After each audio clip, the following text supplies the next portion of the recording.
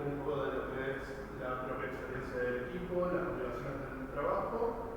Vamos a proponer diferentes metodologías y decidir cuál vamos a utilizar. En base a lo que seleccionemos en esa primera parte, vamos a desarrollarlo, vamos a pasar por un proceso de requerimientos, análisis, vamos a pasar por diseño, testing y por último una sección de conclusiones. Diseño vamos a hablar de la estructura. Sí, vamos a pasar todo. Vamos a En cuanto a la parte 1, hicimos una breve descripción de los modelos de proceso de desarrollo de software, que los habíamos visto también en metodologías, más que nada resaltando sus puntos claves de cada uno de estos procesos de desarrollo. Luego pasamos a las experiencias y conocimientos de los integrantes en modo de un currículum vitae. Fuimos describiendo qué experiencia tenía cada uno de los integrantes de este grupo según con la utilización de los diferentes procesos de desarrollo mencionados antes. Luego de eso pasamos a las motivaciones del proyecto. Nos motivamos prácticamente que en la ciudad de Posadas los semáforos son una herramienta fundamental para poder ordenar el tránsito en sectores de la ciudad que tienen un mayor tráfico tanto de peatones como de vehículos. Sin embargo, ahí está la problemática de que la mayoría de ellos funcionan de una manera analógica e independiente entre cada intersección. O sea que cada uno de estos controladores o de cada uno de estas intersecciones se regula por su propio mecanismo. Esta situación lo que nos lleva a ver a diario algunos problemas que a lo que nosotros apuntamos es que imposibilita a dar un paso rápido a vehículos de emergencia. Teniendo en cuenta todo esto, nosotros consideramos relevante poder integrar un nuevo sistema similar a los que ya existen alrededor del mundo, que son capaces de controlar todos los semáforos de una ciudad o de un lugar sin afectar su eficacia. El caso de estudio, según nuestra descripción de caso de estudio, como dije hoy, a lo largo del mundo existen diferentes sistemas de tráfico que buscan mejorar los tiempos de respuesta de arribos de vehículos de emergencia. Para poder lograr este objetivo se debería implementar protocolos de emergencia o protocolos de prioridad para poder controlar el tráfico y también integrar un centro de control para que éste lo active. En nuestro caso de estudio se va a centrar en el centro de control de semáforos para servicios de emergencia, que en adelante lo vamos a llamar CCSSE, para respectivamente la ciudad de Posadas. El caso de estudio va a cubrir dos escenarios principales. Una situación normal, que es una operación estándar en las intersecciones de 4 vías, donde el sistema va a gestionar los ciclos físicos o de las luces basadas en el flujo vehicular, y una situación con prioridad, que es la activación de los protocolos de prioridad al green o al red. En cuanto a los requerimientos funcionales que nosotros lo influenciamos como los principales requerimientos funcionales son que el sistema debe gestionar la secuencia de luces verde, amarillo y rojo según ciclos configurables en cada intersección, debe soportar tiempos diferenciados entre avenidas y calles secundarias. El sistema debe adaptarse al protocolo al green, o sea, que todas las luces de los semáforos en una avenida estén en verde para reducir la congestión y los tiempos de respuesta para vehículos prioritarios.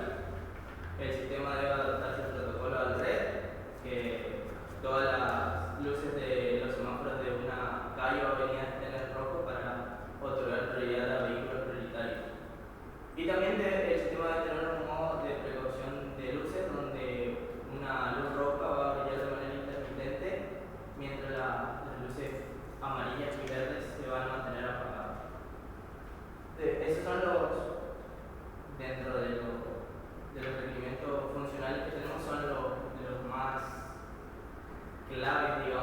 por el momento. Después, a lo largo a lo largo del proceso de desarrollo lo fuimos refinando y fuimos detallando un poquito más. En cuanto a los requerimientos no funcionales principales, nosotros nos basamos en los atributos de calidad de disponibilidad, safety, security y resiliencia. Que acá también estamos en cuanto a una primera iteración. El tipo de producto y el tipo de sistema que es un producto de software hecho a medida, ya que el sistema de control de semáforos no se va a comercializar, sino que se diseña específicamente para la ciudad de Posadas. El tipo de sistema es un sistema compuesto de un sistema de control local de semáforos, que es un sistema embebido y de tiempo real, que está ubicado en cada intersección, cada controlador está ubicado en cada intersección. Un sistema de centro de control, que es un sistema interactivo de recolección y análisis de datos y distribuido, que es el componente principal que va a supervisar y va a coordinar todos los sistemas de los controladores locales de los semáforos de la ciudad. Hablando un poquito a grandes rasgos de la adaptación al caso de la realidad local,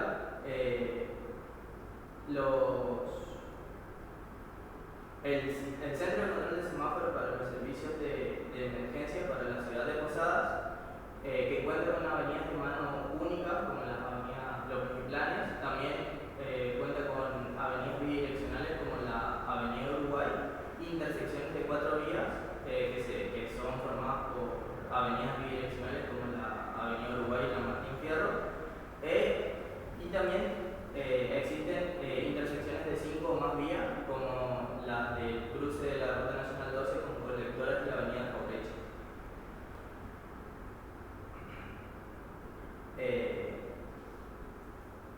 Una de lo que también adaptación de esto es que el centro de emergencias y traslados de la ciudad de Posadas, que está ubicado en Ruta 12 y Avenida Holanda, tenía a la salida de este edificio habían implementado un semáforo para poder darle prioridad a la salida de las ambulancias, que con el correr del tiempo no fue utilizado, había muchos problemas con eso y eso también.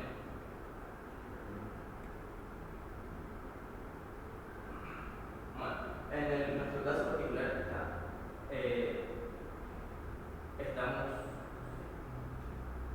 en este caso particular nosotros vamos a tomar un traslado desde la Unidad Central de Emergencias y Traslado hasta el campus urbano de la Universidad de H, este es el caso particular. Durante todo este trayecto la ambulancia se va a desplazar a través de varias intersecciones que acá están especificadas cada una de las intersecciones y qué tipo de intersecciones son cada una de las avenidas. Nosotros tomamos una estimación de tiempo de traslado desde el origen hasta el destino, considerando la distancia desde el centro de unidad de emergencias y traslado hasta el campus de la universidad, que es aproximadamente 5,1 kilómetros, y la ambulancia tiene una velocidad media entre 50 y 60 kilómetros. Nosotros estimamos este tiempo con Google Maps, que el recorrido total, teniendo que frenar en cada uno de los semáforos, es de aproximadamente 13 minutos. En cuanto a la descripción del procedimiento del uso del sistema, un usuario, una persona normal, se comunica a través de una llamada telefónica a través del 911 o 107. Si llama al 911, se lo pasa, la solicitud se pasa al 107 y desde el 107 se encarga de retransmitir esa solicitud recibida a la Unidad Central de Emergencias y Traslados. En esta unidad se encuentra el operador que se encarga de despachar las ambulancias, quien recibe la solicitud del servicio, donde se va a incluir la ubicación función de la situación, el estado de la persona, la cantidad de personas involucradas, y es el operador que es el responsable de tomar la decisión de qué ambulancia va a mandar hacia el lugar solicitado. A su vez, este se comunica con el ambulanciero correspondiente a través de un llamado telefónico, dependiendo qué ambulancia esté más cerca de la ubicación dada. El operador va a ser el actor de nuestro sistema y este sistema va a tener que interactuar con el mismo sistema para habilitar los diferentes protocolos de prioridad. Bueno, en cuanto a los stakeholders, nosotros identificamos las autoridades viales municipales y provinciales, los operadores de la unidad central de emergencias y traslados, los conductores, peatones y usuarios del transporte público. En la legislación relevante, el Código de Tránsito Nacional es la Ley 24.449, el artículo 22, el artículo 44 y el artículo 51. Una vez pasado toda la descripción de nuestro caso, realizamos un análisis cualitativo para poder seleccionar los procesos de desarrollo de cada uno de los procesos que describimos en el punto 1. Una vez hecho el análisis cualitativo, definimos los subcriterios para el análisis cuantitativo, que nos basamos en las características de los procesos confiables, que era la documentación, la diversidad, robustez, si era estandarizado y auditable. Y también agregamos sobre un subcriterio de equipo de trabajo para ver todo lo que era los conocimientos técnicos y la disponibilidad del equipo. Una vez definidos estos criterios, hicimos el peso de estos criterios y le asignamos diferentes puntajes. Los procesos que habían pasado el análisis cualitativo era el iterativo incremental, modelo B, proceso unificado, integración y configuración y ingeniería basada en modelos. De estos, luego de la asignación de puntajes, el ganador fue el proceso unificado, en donde a la hora de seleccionar el proceso hicimos la justificación de los puntajes.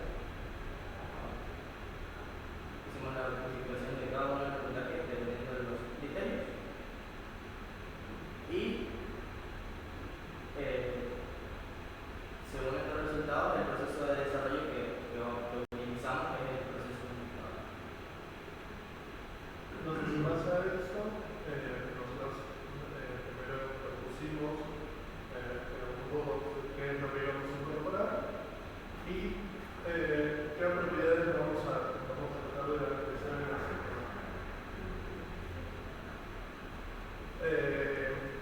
Entonces, la idea es que nosotros nos vamos a centrar más en la fiabilidad, seguridad física, en este caso, safety, y la parte de lo que vendría a ser temporalidad o del tiempo real.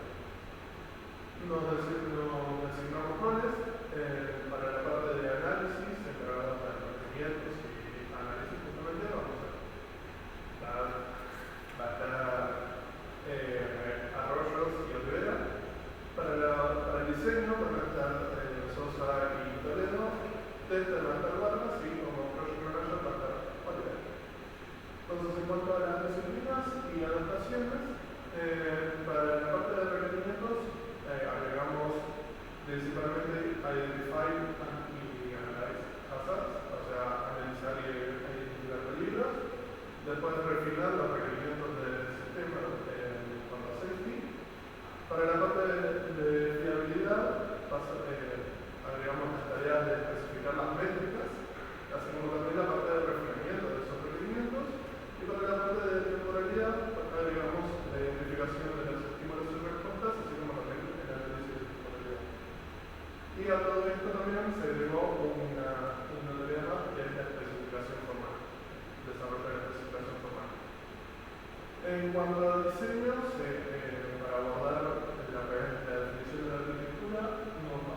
método ATAM, por lo cual se agregaron las actividades de presentar una arquitectura, identificar los enfoques de la arquitectura, generar un árbol de atributos de utilidades de atributos de calidad, analizar los enfoques de la arquitectura, la optimización de escenarios y la presentación de los resultados.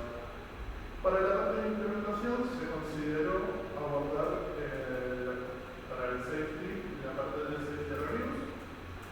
Para la parte de fiabilidad nos basamos en las directrices propuestas por Somerville en el capítulo de ingeniería para la fiabilidad. Para la parte de temporalidad se agregaron dos habilidades, uno que es la implementación del estudio y otro que es para la implementación de la concurrencia. En cuanto a pruebas, se implementaron a lo largo de la tarea, no se incluyó una tarea específica para que ya fue contemplada previamente. Y para la gestión de proyecto, para hacer justamente el proyecto un poco más ágil, los artefactos relacionados a las planas decidimos omitirlos.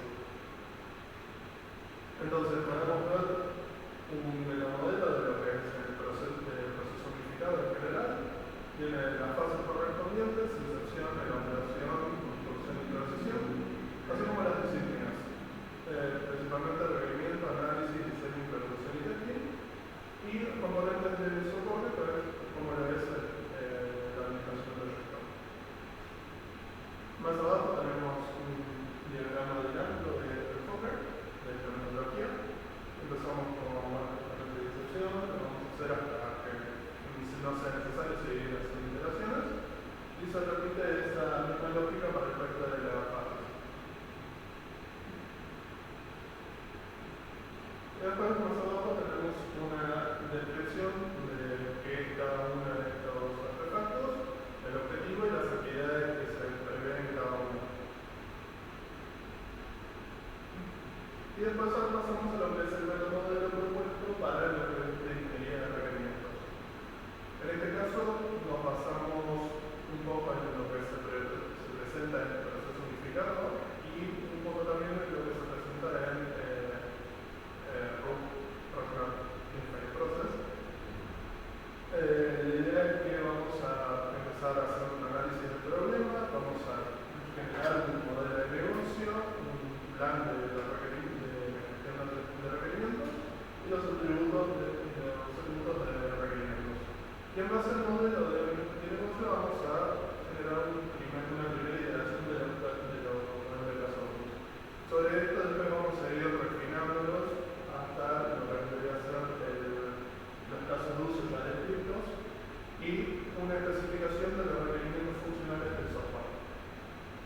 Y en base a los requerimientos funcionales del software nosotros vamos a tener tres actividades que se pueden entender en paralelo. Una que es una rama para la parte de safety, otra que es una rama para la parte de fiabilidad y otra rama que es para la parte de temporalidad.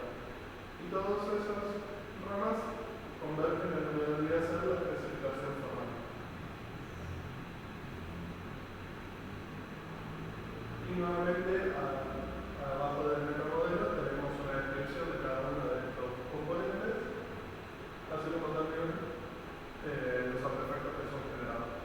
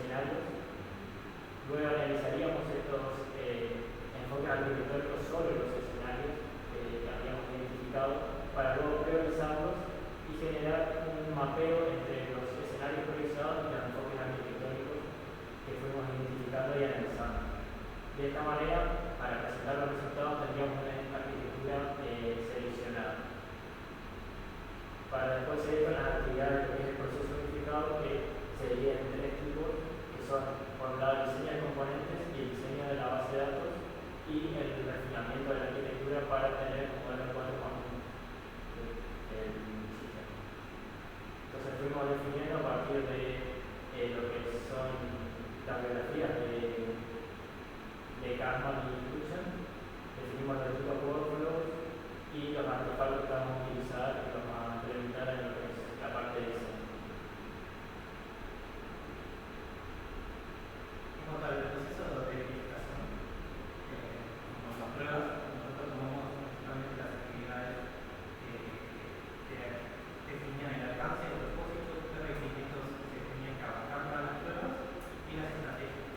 Esto da como resultado el plan de test, y una vez que habíamos definido el plan de test, se pasaron a diseñar bases a la estrategia definida para cada requerimiento. Eso da como resultado los casos de prueba. Y una vez que estábamos haciendo todos los casos de prueba, que hemos ver bien detalladamente más adelante, van a hacer una solución de implementación de estos componentes y luego se va a evaluar cómo se integra a nivel performance en nuestro sistema y por tarea. Como se había mencionado anteriormente, todos los requisitos y todas las estrategias están abarcadas en las actividades de la clasificación formal u otras que vamos a avanzar. Luego, en la actividad 10, nos pasamos en estándares, el ISO 12107, para el proceso de ciclo de vida de software, para estructurar los procesos y la documentación del ciclo de vida. Luego, el ISO 25023 para lo que es la calidad del producto de software y un sirvió como referencia para definir las métricas que se usaron para periodistas y para hacer.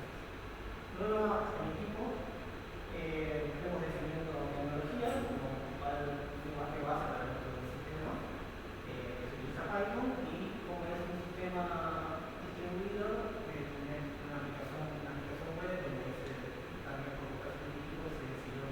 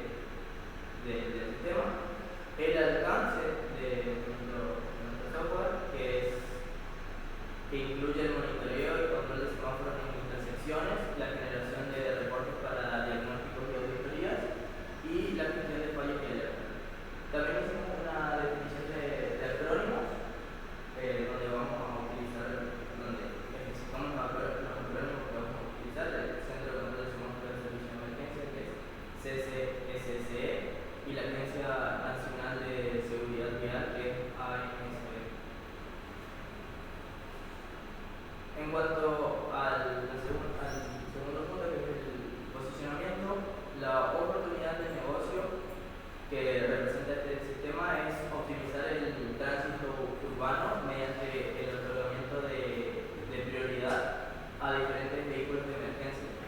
Este sistema nos va a permitir reducir los tiempos de respuesta aplicando los diferentes protocolos y también va a permitir mejorar la seguridad vial. En cuanto al planteamiento del problema, el problema que nosotros identificamos es la falta de respuestas prioritarias a situaciones de emergencia. Esto afecta a conductores, peatones, autoridades viales.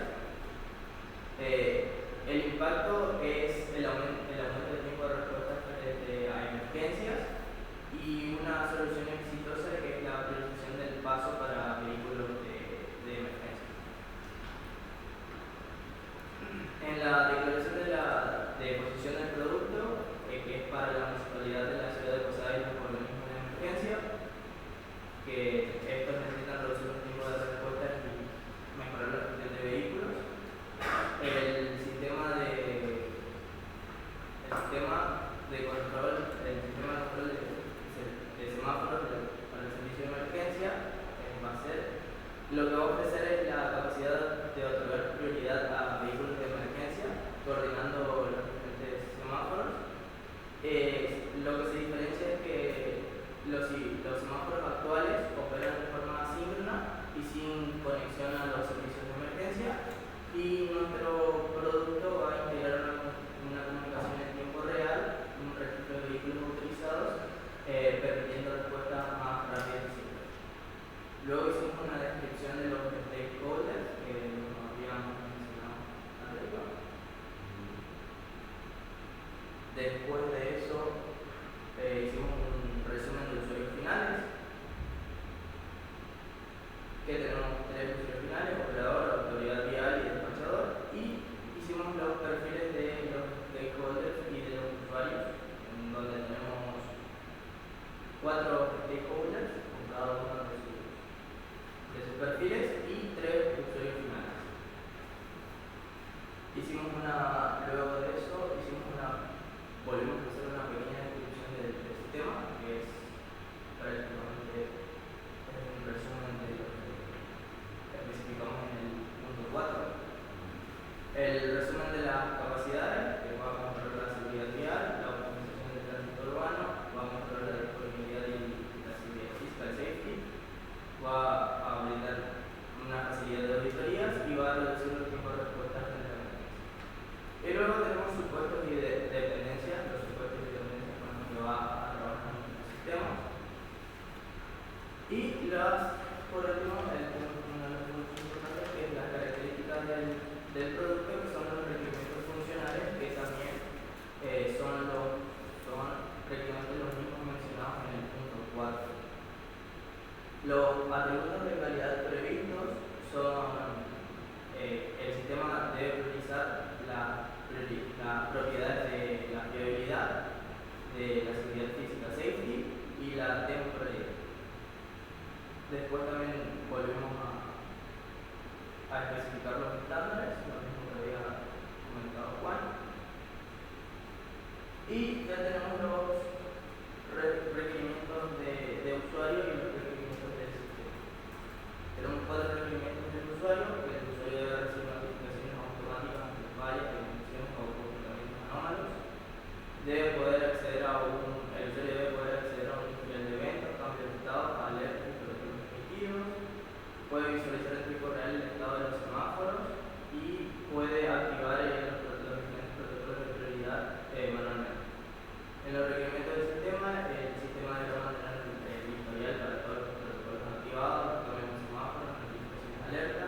También deberá permitir la actualización del software sin detener el funcionamiento, y deberá permitir la integración de nuevos controladores de intersecciones sin afectar el funcionamiento del sistema.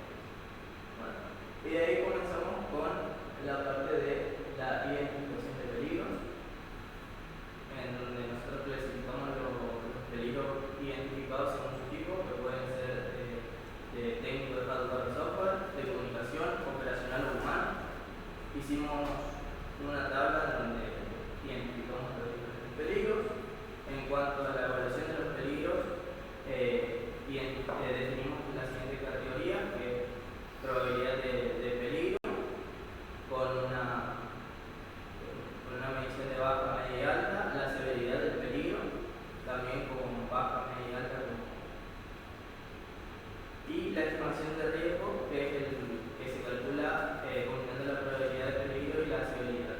La escala de riesgo aceptable, riesgo tolerable y riesgo intolerable. Luego presentamos la matriz de riesgo, donde prácticamente demostramos cómo se calcula la estimación de riesgo, y también agregamos la aceptabilidad, que utilizamos la escala de riesgo aceptable, ALARP y riesgo tolerable. En cuanto a la clasificación de los riesgos, nosotros tomamos todos los riesgos con una aceptabilidad de riesgo intolerable, todos los peligros con una aceptabilidad de riesgo intolerable, que fueron 5. Al objeto hicimos la actividad de la reducción de peligro, que pudimos utilizar según su nombre, pudimos utilizar 3 estrategias: evitar el peligro, la detección y eliminación del peligro y la eliminación de daños. Una vez realizadas estas actividades, ya tenemos los requerimientos de safety, que son 5. El primero, el sistema no debe permitir que 2 o más semáforos de una misma intersección estén en el mismo estado simultáneamente. Tienen diferentes subrequerimientos, digamos 1.1, 1.2, porque a medida que nosotros íbamos charlando, íbamos detallando un poquito más y íbamos despejando un poco de los grises con estos otros subrequerimientos.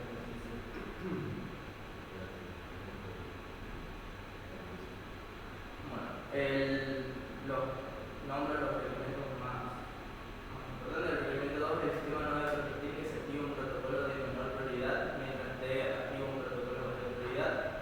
Nosotros dimos la prioridad del protocolo al red y al green como los prioritarios, y el modo precauciones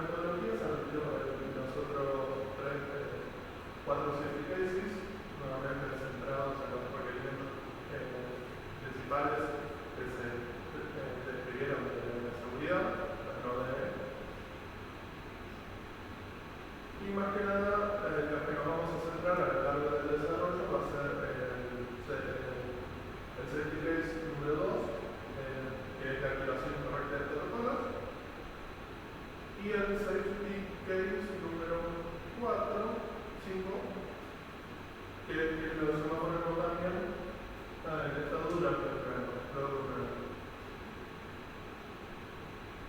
Después pasamos a una sección de requerimientos no funcionales, donde empezamos a ver un poco de lo que es la parte de fiabilidad, desarrollamos un poco más de lo que estaba especificado en la parte 1, definiendo métricas, en este caso basándonos en lo que es en la ISO 25023. Entonces, por ejemplo, para el primer requerimiento de fiabilidad tenemos el sistema de garantía que los semáforos estén disponibles 199.45% del tiempo, que a nivel práctico significa que como máximo en un día se nos va a estar 5 segundos desactivados. Después tenemos una sección sobre los requerimientos de actividad y temporalidad, donde proponemos en este caso uno, que es el del sistema de responder a la creación de protocolos de prioridad no más de 0,3 segundos o 300 milisegundos. Y después pasamos a una sección de security, donde decidimos priorizar únicamente 3. En este caso vamos a tener el primero, que es el sistema de aceptar solicitudes de protocolos únicamente para vehículos registrados. Después vamos a tener el sistema de cifrar para las comunicaciones remotas externas. Y el sistema de forzar y cierre de sesión después de un periodo de inactividad. Después pasamos a lo que son los requerimientos de resiliencia, donde tenemos los reducimos a 2. El primero es el sistema de restablecer la operación normal de los controles en una intersección de una falla en no más de 120 segundos. Y el sistema de garantizar que, ante la pérdida de la conexión del centro de control, la intersección debe continuar a manera sin provocar de los semáforos en una misma intersección que tiene el mismo estado. De ahí tenemos un análisis de requerimientos de tiempo, donde se detalla un poco más de lo que vendría a ser la parte de fiabilidad.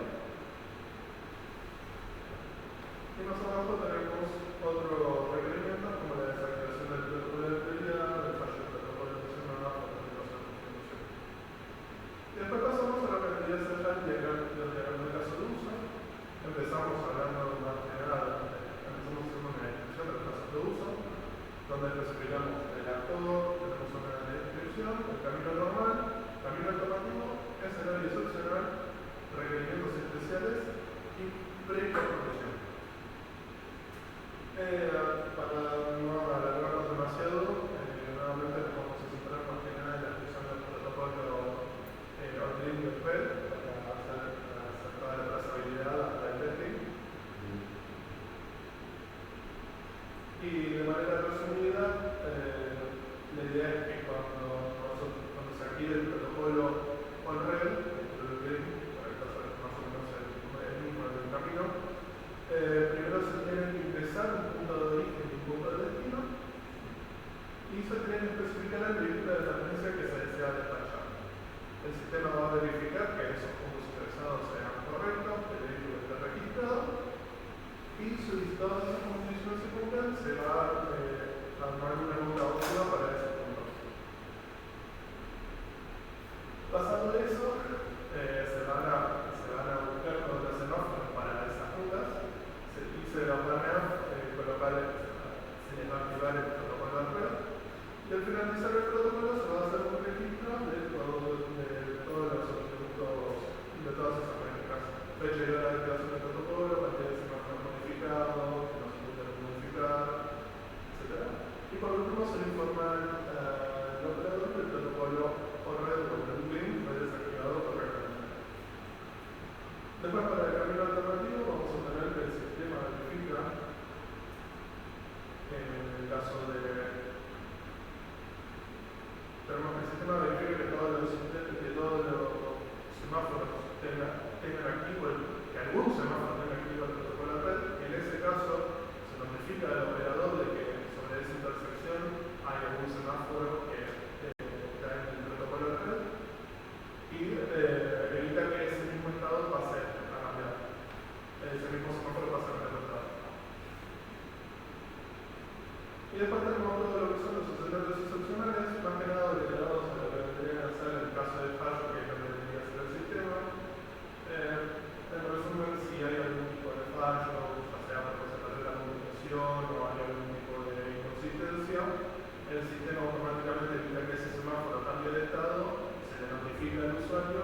y ese semáforo va a estar en el modo precaución, en el enfoque intermedio.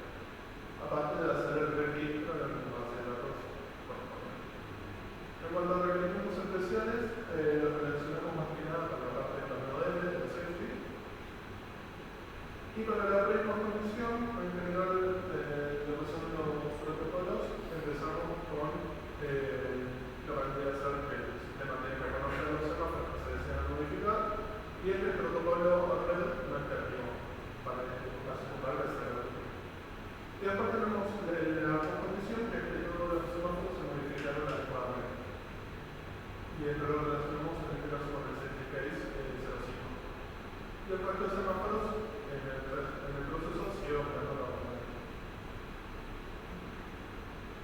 Eso es lo que tendría que ser más que nada el caso de uso que se realiza más adelante.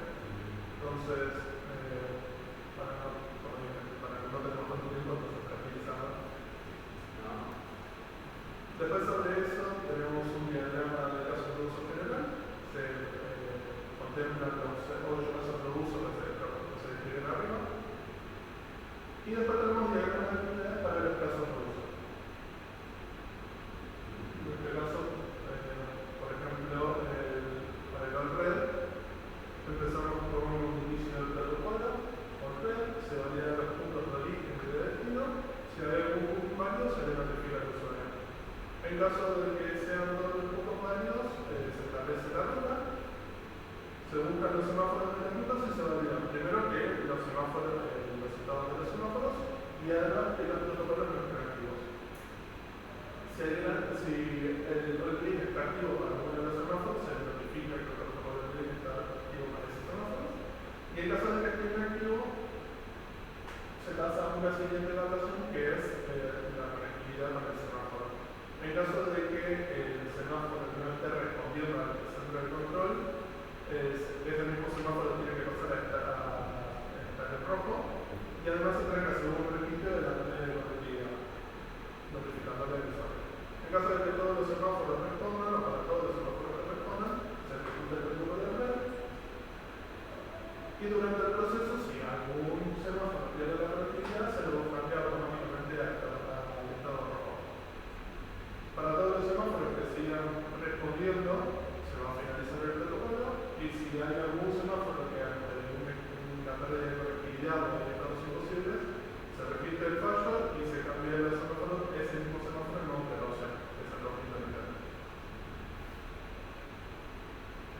Para finalizar, si no hay para todas las intersecciones que no están en estados imposibles, se van a registrar las métricas y se va a informar el resultado de la activación para los a los estados de caso. Más o menos es la misma lógica que sigue también el protocolo ALDE y es similar también para modo de opción.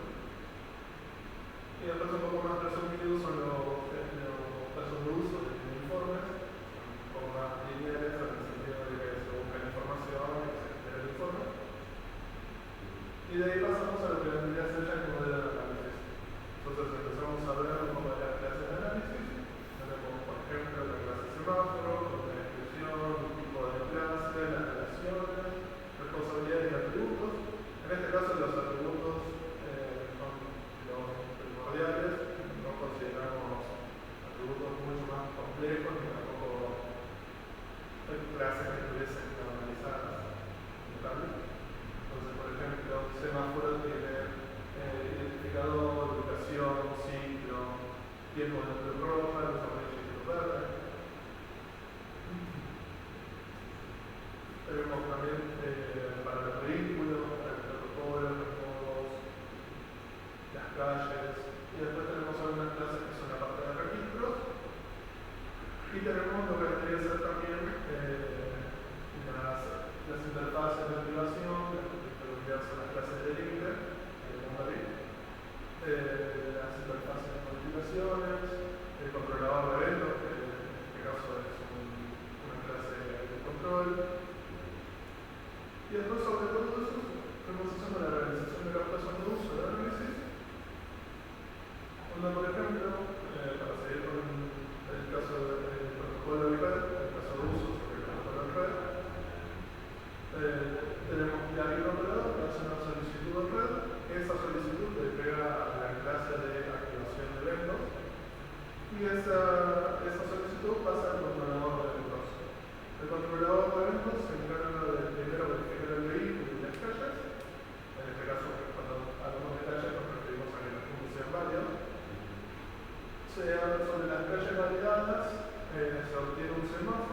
y un cambio de estado y se ejecuta el estado. En este caso la ejecución del estado va a pasar a una clase también de límite, en este caso es interfaz de pedido de intersecciones. El resultado de todo eso va a ser la registro de activación de protocolos, de fallos y de métricas. Y más abajo tenemos una descripción más detallada de cómo sería el proceso. Esta misma lógica también se aplica con el resto de casos de uso. Tenemos una realización de casos de uso también para el protocolo de link, tenemos precaución. Y nuevamente para hacer los informes son un poco más lineales. Y de ahí pasamos a lo que vendría a ser ya el diseño arquitectónico. Para el diseño arquitectónico lo que hicimos fue, en base a lo que se especificaba en un análisis, aplicamos a TAM y seleccionamos atributos de calidad principales del sistema que queremos que debe cumplir nuestro sistema. Y en base a esto, los atributos de calidad principales del sistema se seleccionaron los requerimientos significativos. Tenemos 3 de reliability o de fiabilidad, tenemos uno de real time, uno de resiliencia y 5 de seguridad y uno de seguridad. Bueno, en cuanto primero lo que hicimos fue presentar la arquitectura, es decir, identificamos cuáles serían los elementos principales. Tenemos el servidor central, que se va a encargar de gestionar toda la operación del sistema, tanto protocolos de prevención como comunicación con los controladores locales. Tenemos los controladores de intersecciones, que serían los propios controladores locales. Tenemos el incidente del operador, es decir, el interfaz del operador. Y el sistema de comunicación o broker, que va a coordinar la comunicación entre los distintos componentes del sistema. Bueno, luego presentamos la arquitectura candidata con el modelo de proceso inicial, junto a una vista de proceso inicial, una vista lógica inicial y una vista, la vista lógica lo hicimos con el diagrama de clases y la vista física, describimos cada una de las clases y la vista física la hicimos con el diagrama de despliegue y cada uno de los componentes que están en ese diagrama lo describimos. Luego identificamos los distintos enfoques arquitectónicos, muchos de ellos los empleados por Somerville en el libro de software engineering. Tenemos self-monitoring, arquitectura de autovigilancia, tenemos intelligence programming o programación de dirección, observan real para sistemas de tiempo real, environmental control para sistemas de tiempo real también, se plantea en el libro de Somerville, y encontramos una arquitectura llamada SCADA, que es para controlar dispositivos a distancia. ¿Sí? Se puede ver un poco la arquitectura. Identificamos también los elementos principales que tiene, analizamos también sus ventajas y desventajas para la conexión. Luego pusimos, según el framework de Django, el model display, que es similar a model control.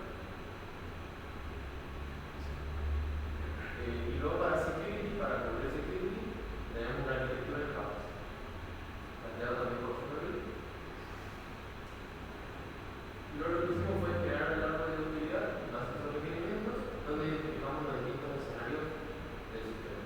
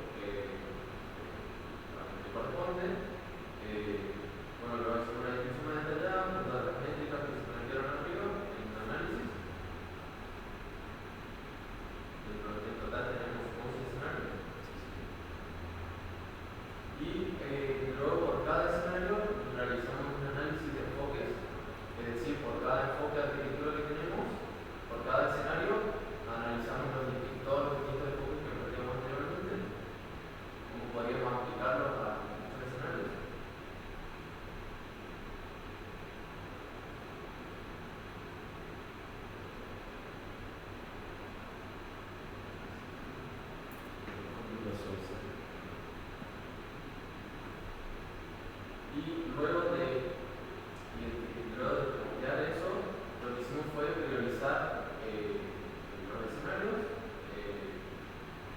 Cada miembro del grupo realizó una votación de cuáles serían los escenarios más importantes y se le asignó una prioridad dada por 30% de la cantidad de escenarios. Uno de los que se seleccionó en base a la votación general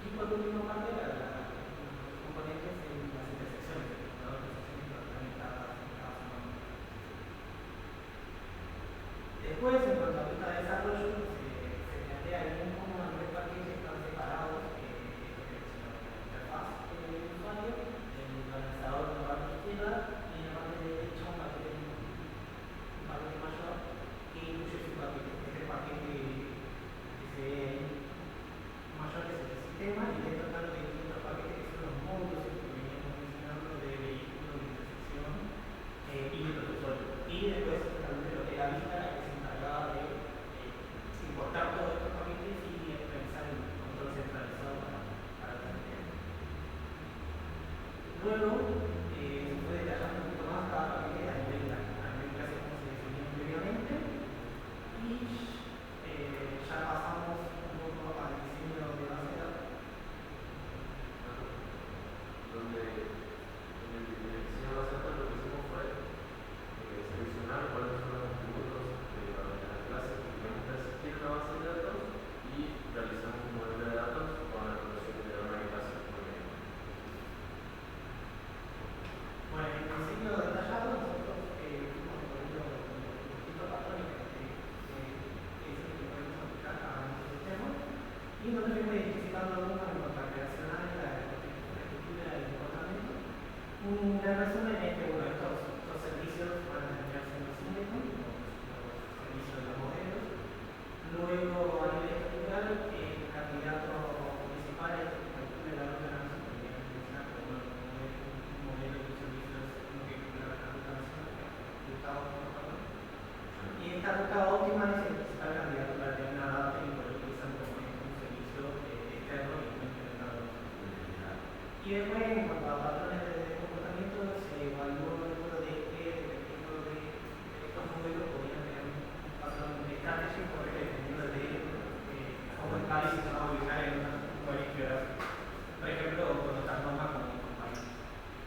Luego también acá se menciona esto de la arquitectura de niveles y condiciones que como inicialmente lo que era un tipicazo, pero que se podría seguir aprendiendo a tener un nuevo proceso de control de todos estos resultados y de ahí tomar la decisión a qué componente de intersección está separado de nuestro sistema.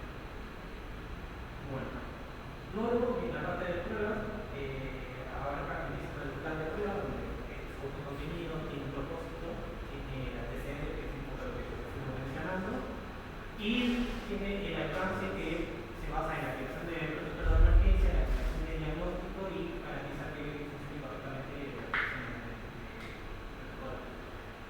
En cuanto a los requerimientos en cuanto a funcionales y no funcionales que ya veníamos hablando, según la reducción de alcance de los funcionales humanos solamente 3 y en los requisitos no funcionales se basan los escenarios priorizados que son los requisitos que han mencionado. Este plan de prueba también presenta lo que es la estrategia de prueba, donde se menciona que por cada requerimiento que funciona funcional o no funcional, cuál es el objetivo para ese requisito, cuál es la técnica que se utiliza, cuáles son las herramientas que son necesarias para probar y el criterio de finalización. En algunos casos especiales pueden tener consideraciones especiales. Esto puede hacerlo para todos los requerimientos y luego, finalizando el plan de pruebas, mencionamos las herramientas que vamos a utilizar, entornos, la mención son el entorno de prueba, que tiene que ser aislado a la solución. Y mencionando todo esto, lo de que es un entorno de prueba, haciendo inclusión de las actividades que habíamos definido en el modelo de los test de integración y decisión, justamente porque no van a estar implementados al sistema, porque eso no tiene mucho sentido en la integración realizar estas actividades. Luego, los desarrollos de pruebas se empieza con el diseño de pruebas, como los casos de pruebas, y acá lo que la idea es pasamos a ustedes los datos de prueba, los pasos que se requieren para hacer esa prueba y los resultados esperados. Entonces, una vez hecho este diseño para los requerimientos, ya está todo listo para poder diseñar los componentes. En los componentes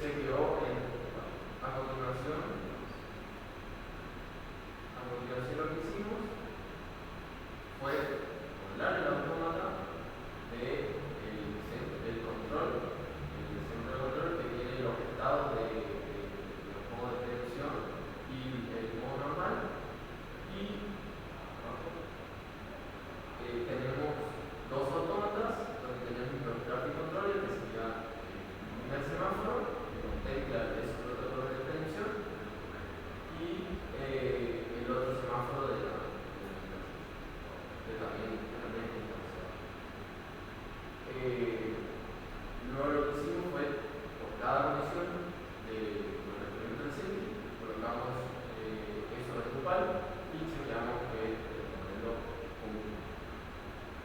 En este caso, cuando se coloca en verde, ese circulito verde, cuando chequea,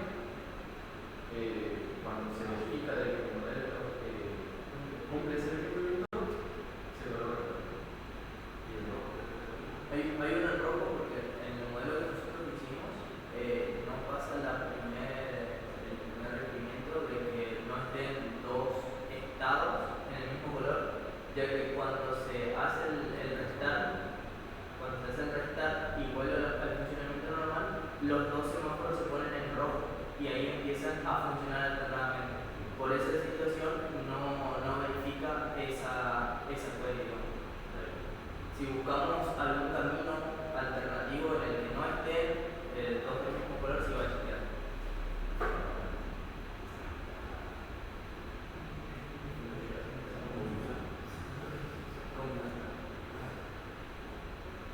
Y después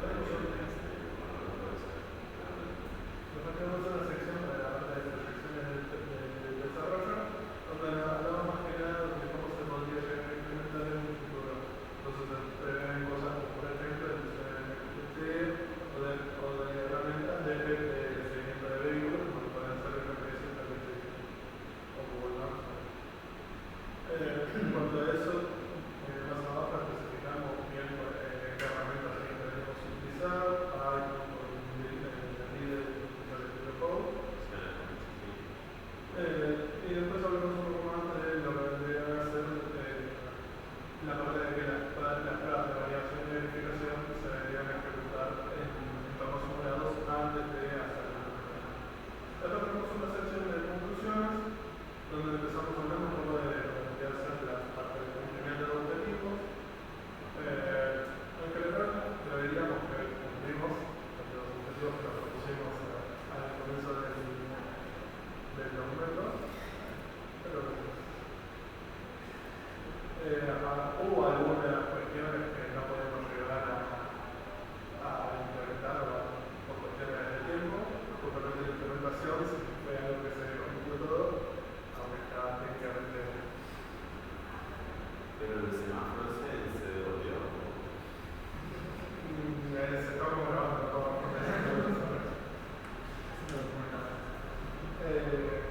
No, pero cuestiones como por ejemplo el testing, nos llegamos a bajar todos los requerimientos, entonces más que nada para hacer algo.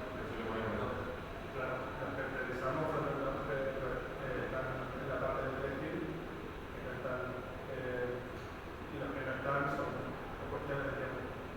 Después tenemos una sección de limitaciones, donde consideramos cuestiones como por ejemplo parte técnica, entendemos el trabajo mínimo, tenemos posibles intentos de conectividad, que eso se refleja en los casos de uso, tenemos llegar a tener tantos semáforos, puede haber cuestiones a tener en cuenta del sistema de registros. En cuanto a diseño, consideramos que hubo cierto grado de complejidad en cuanto a tener en cuenta la sincronización de intersecciones o de realidades simultáneas. En cuanto a herramientas, podría llegar a ser que es complicado hacer la verificación a gran escala o la validación en tiempo real del sistema. En cuanto a pruebas, tenemos en cuenta cuestiones como por ejemplo la limitación de tiempos en recursos. Después tenemos una sección de evolución. Antes, está bien eso. Pero sé que recorrer punto por punto. Pueden mencionar algo, bueno, pero hay cosas del proceso, ¿no? Que se puede decir sobre el proceso. Descargar el proceso. ¿Qué les pareció? Nunca lo habían aplicado. En lo personal,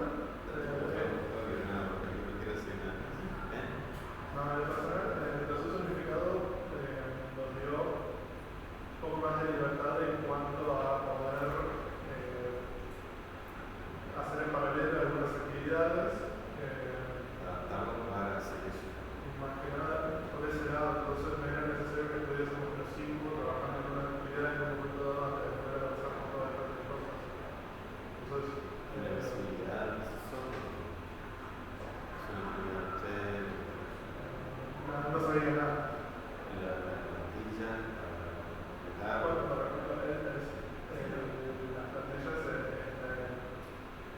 no se hizo tan explícito en el sentido de que en cada punto que elegimos esta plantilla se basó en root, pero en general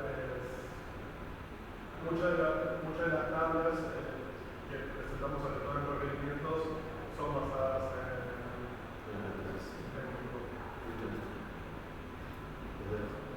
Sí, la evolución. Después tenemos una sección de evolución donde son propuestas que nos fueron ocurriendo a medida que vamos haciendo diferentes cuestiones, como por ejemplo la integración de inteligencia artificial, incorporación de IoT, expansión a diferentes provincias o ciudades. También se nos ocurrió que podría definirse nuestro sistema como una especie de estándar internacional. O también desarrollar una línea de productos de software en el sentido de que podríamos adaptarla a diferentes escalas. Después tenemos un anexo con la parte de evaluación, donde empezamos hablando un poco de los criterios generales que se especificaban en la guía. Y después más abajo tenemos ya una línea más detallada hablando de los aspectos positivos, regulares, operativos de cada uno de los. ¿Y hay algún saliente ahí? Son todos positivos. Todos son todos. ¿En serio? No, hay algunas opciones, hay algunas cuestiones negativas, por ejemplo, en la evasión de alineamientos, tenemos que de arquitectura final integrar tres enfoques, lo cual complejiza el análisis y la futura implementación.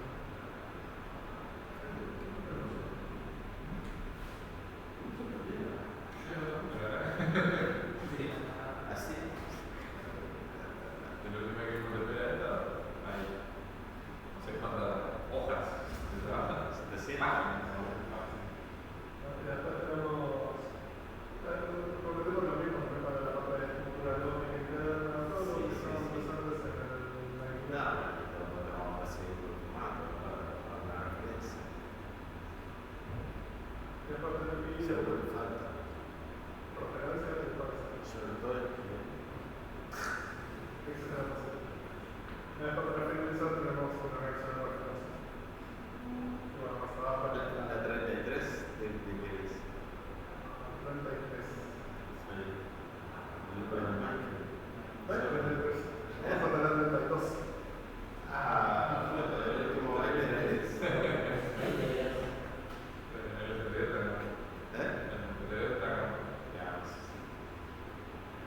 Excelente. No sé por qué voy a hacer alguna pregunta. Tengo que hacer un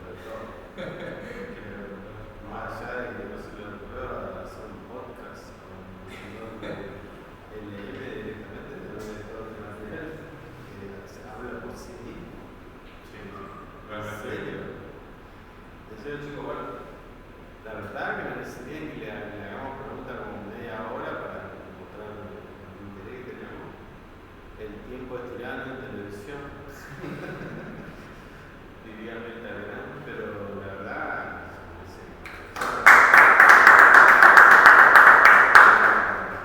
La verdad, yo no esperaba tanta completitud. Así que, bueno, debería la simulación.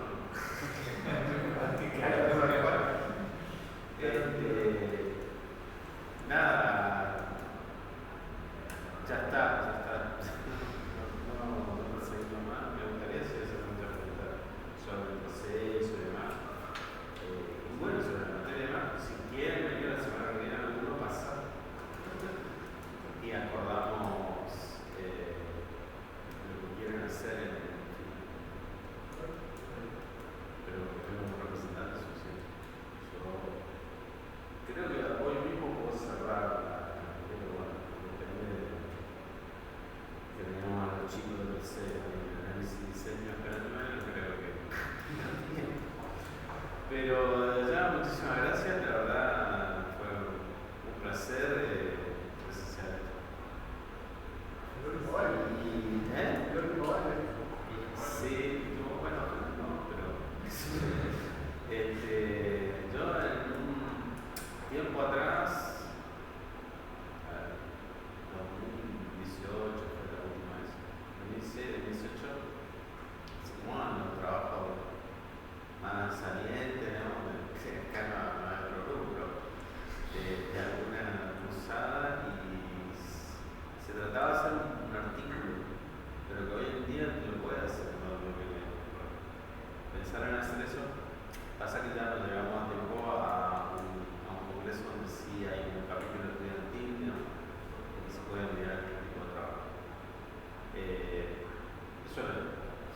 pensando para el proyecto que viene y si trabajan con alguna